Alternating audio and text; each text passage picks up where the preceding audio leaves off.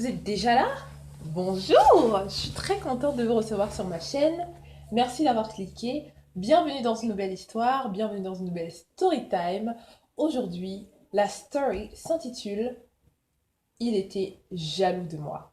Si vous ne connaissez pas le concept, il s'agira tout simplement pour moi de raconter une histoire en la lisant de manière vivante et active pour que personne ne s'ennuie. On se retrouve à la fin pour un débat, pour une discussion à propos de ce qui s'est passé dans l'histoire, car le but de tout ceci est d'améliorer notre caractère et de frôler même la perfection. Pourquoi pas? Ouais, parce que je suis une perfectionniste. Beverly Hills, aux environs de 18 heures. Ils sont tous dans le salon des Linwood et regardent avec stupeur la mine pâle de Lydie. Oui, j'ai le droit d'inviter mes amies filles. Mais si mon père sait qu'il y avait des garçons, en plus 3. Mais comment tu fais quand tu organises des soirées? S'étonne Lorenzo. Là, c'est différent. En plus, ça se fait dans la salle de fête.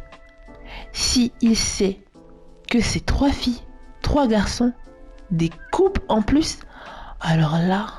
Mais non, tu te fais du mauvais sang pour rien, j'en suis sûr, la rassure Axel. Tu n'as qu'à ne pas préciser certains détails, ajoute Jeff. Tout à coup, le téléphone de Lydie sonne. Salut papa? Ah, oui, tout à l'heure. Oh, ce n'était 3 fois rien. C'était juste une fille du campus un peu dérangée qu'on a croisée devant le portail. Elle refusait de partir. Ils l'ont déjà emmenée au poste de police. Non, c'est juste une soirée entre filles, pas besoin de rentrer ce soir. Non, vous inquiétez pas, vraiment. Quand elle raccroche, elle souffle de soulagement. Finalement, tout est bien qui finit bien. Let's play music, baby! S'exclame Lorenzo avant de lancer la musique. Les règles de la soirée sont les suivantes. Interdiction de se disputer, interdiction d'envoyer des ondes négatives, beaucoup d'amour et d'amitié, et la plus importante, respectez votre patron. Qui est-ce? Moi, bien sûr. Je crois que tu as oublié une règle. Interdiction de prendre la grosse tête, Jeff. Brianna éclate de rire. Ils se mettent à danser partout dans le salon en montant sur les fauteuils et les tables. Quelques heures plus tard, quand chacun vaque à ses occupations. Jeff. Alors voici ta chambre? Oui. Il regarde aux 4 coins. C'est mignon. Je veux rester ici. Ok, reste. Elle ouvre la porte pour sortir. Attends. Non, je veux rester ici avec toi. J'avais cru comprendre. Allons finir le film avec les couples, puis on revient ici pour les laisser en paix. Il ouvre la porte et surprend tous leurs amis en train de fuir dans le couloir. Lydie et lui éclatent de rire. Bande de petits curieux que vous êtes.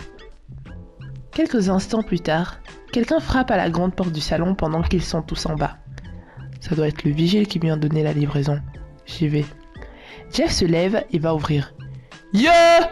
Le vigile tend rapidement la livraison.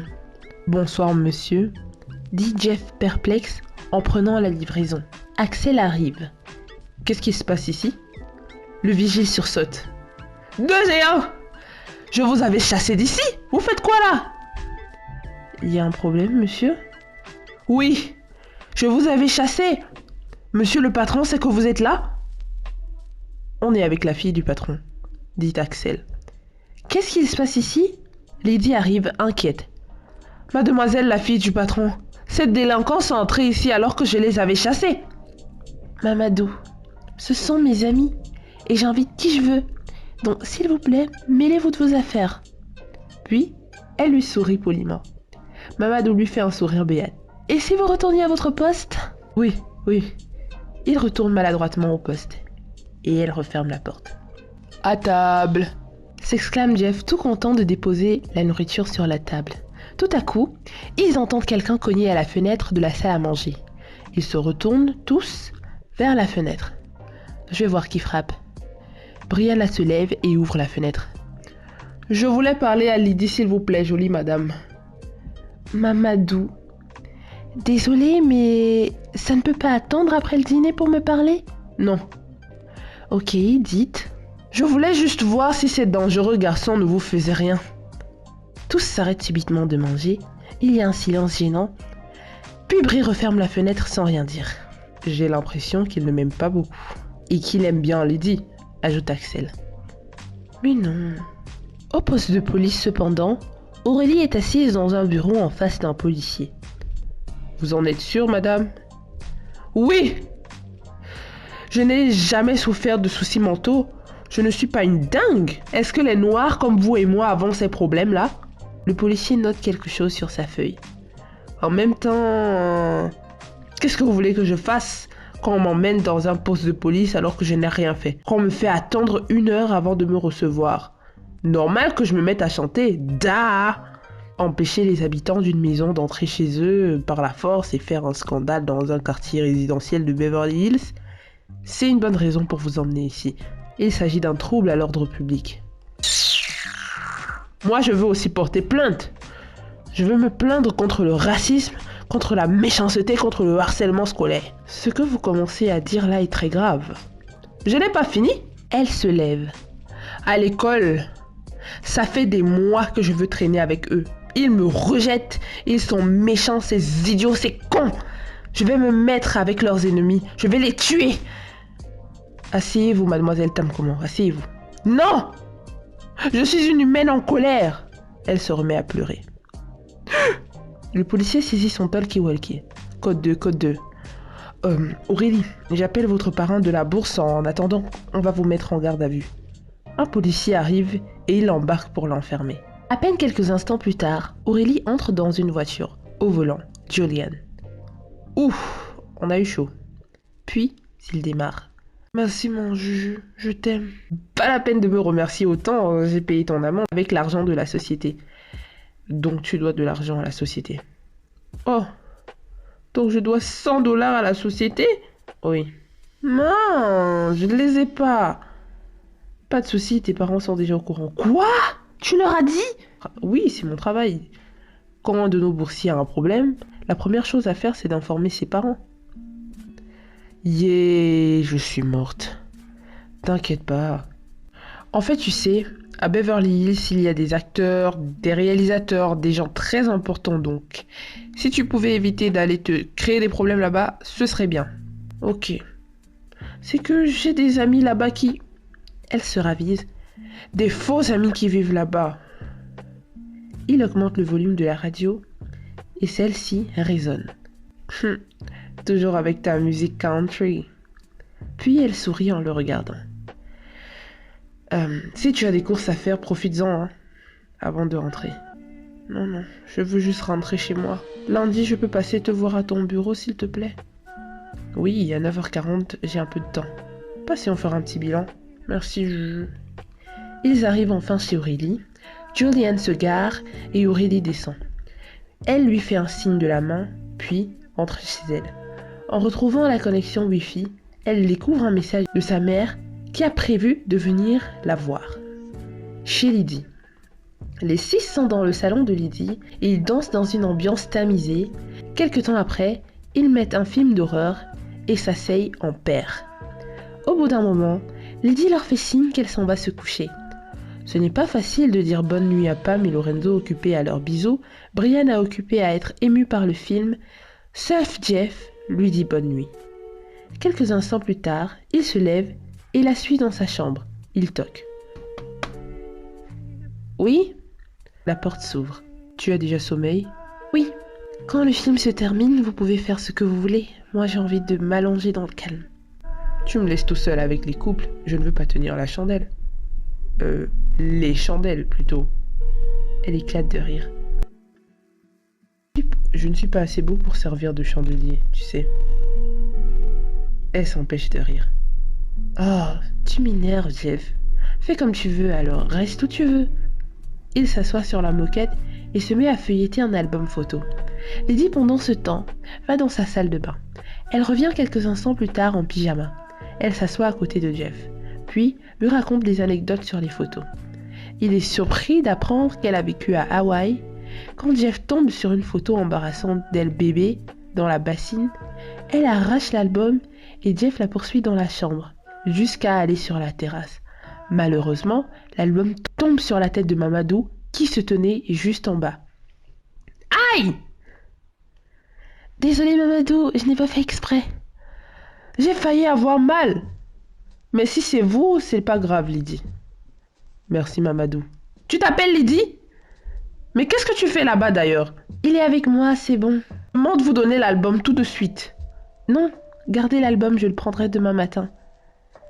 Sachez, monsieur, que nous, les agents de sécurité, nous connaissons très bien les moindres recoins de la maison. Donc, vous avez intérêt à bien vous tenir. Il commence à m'énerver, chuchote Jeff. Il fait juste ça pour t'intimider, c'est son travail. Et si on restait ici pour prendre l'air? Il regarde un moment la belle vue au loin. Jeff dépose un bisou sur la joue de Lydie. Cette dernière sourit, puis s'agrippe au bras de Jeff. Ce dernier, ne résistant pas, dépose un autre bisou, cette fois sur la main de Lydie. C'est pas bientôt fini là-bas? Lydie, ton père sait que tu emmènes des garçons pour t'embrasser avec eux dans ta chambre? Oh non, lui il risque de tout raconter à mon père. Lydie se raidit tout à coup et Jeff la regarde inquiet. Waouh, quelle histoire! La première chose sur laquelle j'aimerais rebondir dans l'histoire, c'est la relation de Lydie avec son père.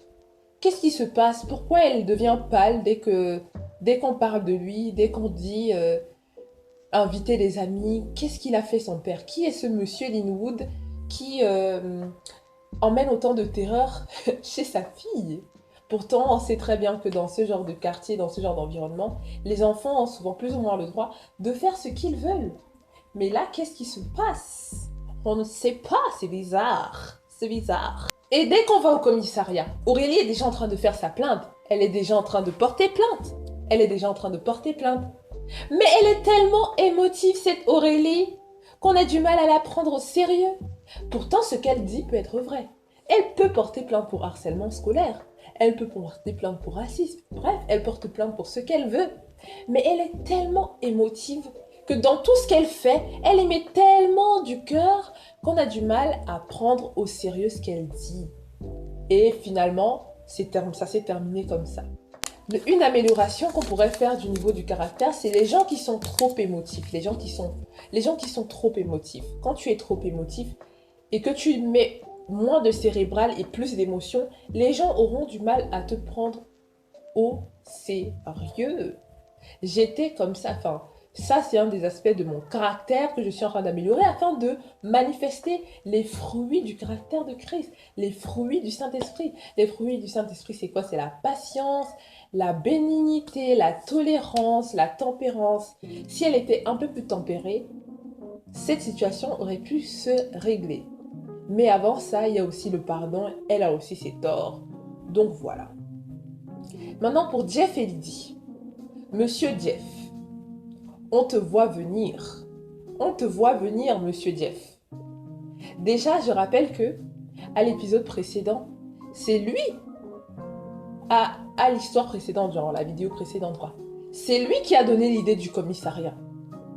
C'est lui qui était pressé. Il était plus pressé même que Lydie à rentrer chez elle. Qu'est-ce que tu cherches?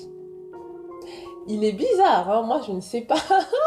Je ne sais pas quoi penser sur Jeff, mais en tout cas, il est bizarre. Le jaloux dans l'histoire, on sait tous maintenant, c'est qui le jaloux dans l'histoire?